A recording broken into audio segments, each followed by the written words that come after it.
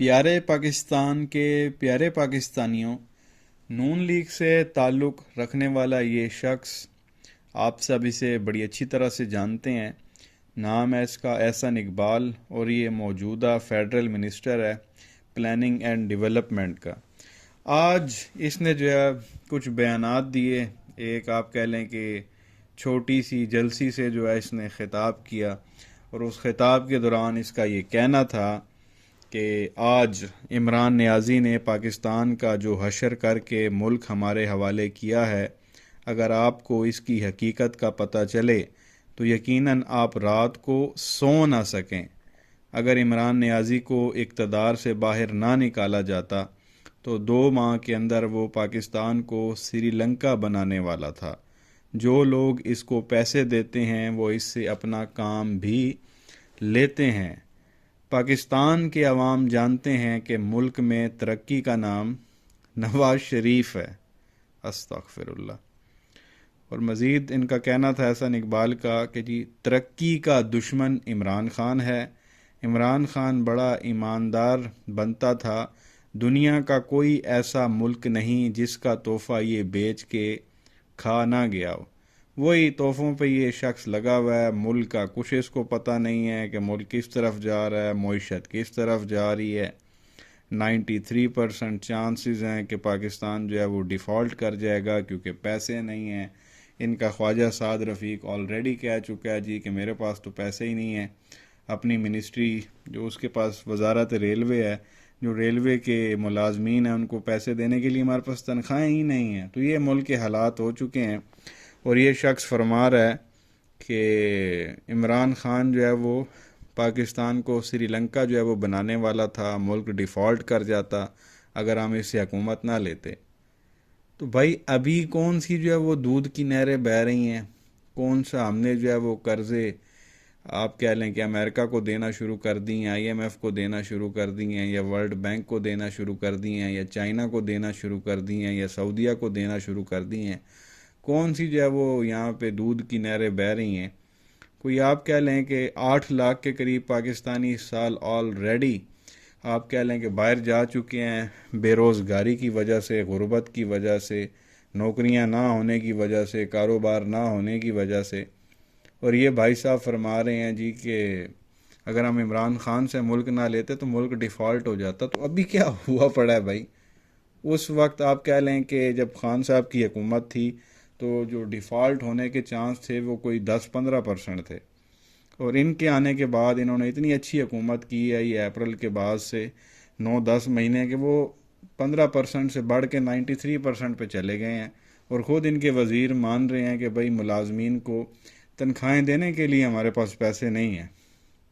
اور وہی گھوم پھر کے جی خان صاحب نے جو ہے وہ کوئی ایسا ملک نہیں چھوڑا جس کا تحفہ جو ہے وہ خان صاحب نے جو ہے وہ بیچ کے نہ کھایا ہو۔ تحفوں کی بات نون لیگ کر رہی ہے۔ اب کیونکہ گھڑی چور کا ڈرامہ چل رہا تھا، توشہ خانہ کا ڈرامہ چل رہا تھا، ایک محب وطن غیرت مند پاکستانی ہیں، ان کا نام ہے منیر احمد، ان کی جانب سے جو ہے وہ لاہور ہائی کورٹ میں ایک درخواست دی گئی، اور اس درخواست میں جو ہے یہ استدعا کی گئی کہ حکومت سے طائف وصولی کی جو ہے وہ تفصیلات جو ہے وہ طلب کی جائیں۔ بیسیکلی اس شخص نے اسلام آباد لاہور ہائی کورٹ میں جو ہے درخواست دی، اور اس کے اندر یہ کہا کہ بھائی آپ جو ہے وہ حکومت کو یہ حکم کریں، ان کو آرڈر دیں کہ جب سے پاکستان بنا ہے 1947 سے لے کے اب تک جو بھی یہ جو حکومتی عہدوں پہ لوگ رہے ہیں ان کو جو ہے وہ کتنے باہر سے تحفے ملے ہیں، اور کون جو ہے وہ کہاں لے کے گیا ہے، وہ تحفوں کی جو ہے وہ تفصیلات جو ہے وہ لی جائیں 1947 سے اب تک لے کر، تاکہ سب کے جو ہے وہ پول کھل جائیں، جتنے بھی وزیر اعظم، صدر، وزیر آئے ہیں جو دورے کرتے رہے ہیں اور باہر سے تحفے لیتے رہے ہیں، وہ تحفے کہاں گئے ہیں۔ تو سب کا ہی پول جو ہے وہ کھل جانا تھا۔ ان لوگوں نے تو پوری گاڑیاں جو ہے وہ مرسڈیز بینز جو ہیں وہ 5-5 لاکھ 4-4 لاکھ میں ہڑپ کی ہوئی ہیں۔ یہ اس طرح کے لوگ ہیں، یہ خان صاحب کو جو ہے وہ گھڑی چور کا تانا مارتے ہیں۔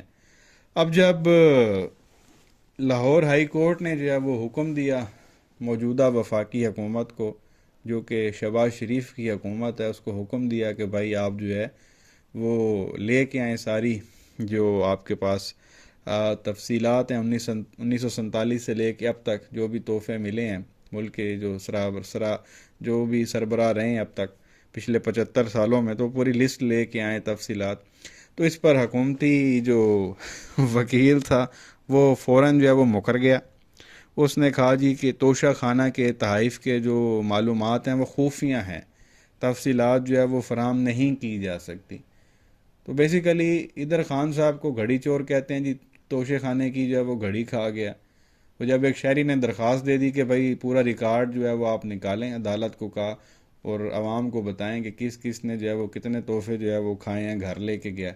تو اس پہ انہوں نے وکیل بھیج دیا عدالت میں، کہا جی ہم دے ہی نہیں سکتے، معلومات ہی خفی ہیں، فراہم ہی نہیں کی جا سکتی. تو یہ ان لوگوں کے معاملات ہیں، ایک طرف چور چور کہنا، اور جب تفصیلات مانگی عدالت نے تو وکیل بھیج کے وہاں اس کو کہانی کرا دی عدالت کو جی کہ ہم نہیں دے سکتے، ساری جو معلومات ہیں وہی خفی ہیں. اس کے علاوہ بات کرنی تھی ان دو شخصیات کے بارے میں. ایک طرف سابق چیف جسٹس ہیں پاکستان کے ثاقب نثار، اور دوسری طرف ہمارے آرمی چیف ہیں جی ریٹائرڈ، جو بھی ریسنٹلی 1 مہینہ پہلے تقریباً ریٹائر ہوئے ہیں، قمر جاوید باجوہ.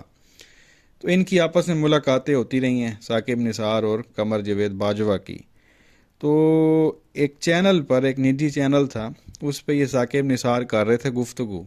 تو اس چینل پہ ان سے سوال کیا گیا کہ بھائی آپ یہ ملاقاتیں کیوں کرتے تھے آرمی چیف سے، اور ان ملاقاتوں میں آپ کیا گفتگو کرتے تھے. تو اس پہ بڑا معصومانہ قسم کا جو ہے جواب دیا ثاقب نثار نے. ثاقب نثار نے کہا کہ جی یہ ایک آپ کہہ لیں کہ روایتی ملاقاتیں تھی. جو آرمی چیف تھے سابق قمر جاوید باجوہ، انہی کی خواہش تھی کہ وہ مجھ سے ملاقاتیں کریں. قمر جاوید باجوہ جو ہے ایک بار جب مجھ سے ملنے آئے تو انہوں نے کہا جی کہ میں آپ سے اس لیے ملنے آیا ہوں کہ میں آپ کی خدمات کو جو ہے وہ سراہنا چاہتا ہوں، آپ نے جو ہے وہ بڑا اچھا جو ہے وہ کام کیا، میں آپ کو جو ہے وہ سلوٹ بیسیکلی مارنے آیا ہوں یا سلوٹ پیش کرنے آیا ہوں.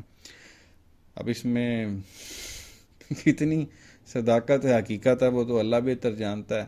آپ عوام ہیں، آپ کو کیا لگتا ہے کہ واقعی قمر جاوید باجوہ صاحب جو ہیں وہ ثاقب نثار کی خدمات کو سراہنے کے لیے ان کے پاس آئے تھے؟ مزید ثاقب نثار صاحب کا کہنا تھا کہ جی ڈیم فنڈ سے متعلق جو میرے بارے میں پروپیگنڈا کیا جاتا ہے، کیونکہ عوام کہتی کہ جی ڈیم کے نام پہ جو ہے اس بندے نے پیسے لیے اور یہ کھا گیا.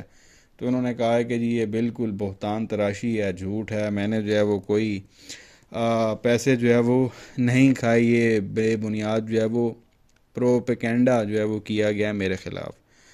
مزید ثاقب نثار صاحب کا کہنا تھا کہ ابھی جو ہے وہ پانی سر سے نہیں گزرا، ملکی معیشت کو سہارا چاہیے، پاکستان کا ہر پیدا ہونے والا بچہ 1 لاکھ سے زائد کا مقروض ہوتا ہے.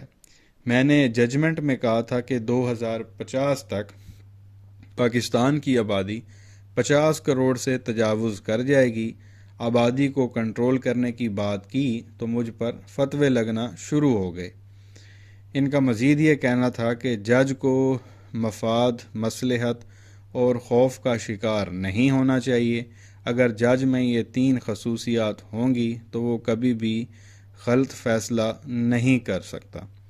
تو بہرحال یہ ایک چیز آپ کے سامنے رکھنی تھی، کیونکہ لوگ یہ پوچھنا چاہ رہے تھے کہ یہ قمر جاوید باجوہ ہے اور ان کی کیوں ملاقاتیں ہوتی رہی ہیں. ثاقب نثار کہہ رہا جی وہ تو میری خدمات کو سراہنے کے لیے میرے پاس آتے رہے ہیں، انہی کی خواہش تھی مجھ سے ملاقاتیں کرنے کی، اس لیے ہماری ملاقاتیں ہوتی رہی ہیں اور کوئی بات ہی نہیں ہے. آپ کو کیا لگتا ہے ان کی اس سٹیٹمنٹ میں، بات میں کتنی صداقت ہے؟ نیچے کمنٹ سیکشن میں اپنی رائے کا اظہار ضرور کریں. شکریہ.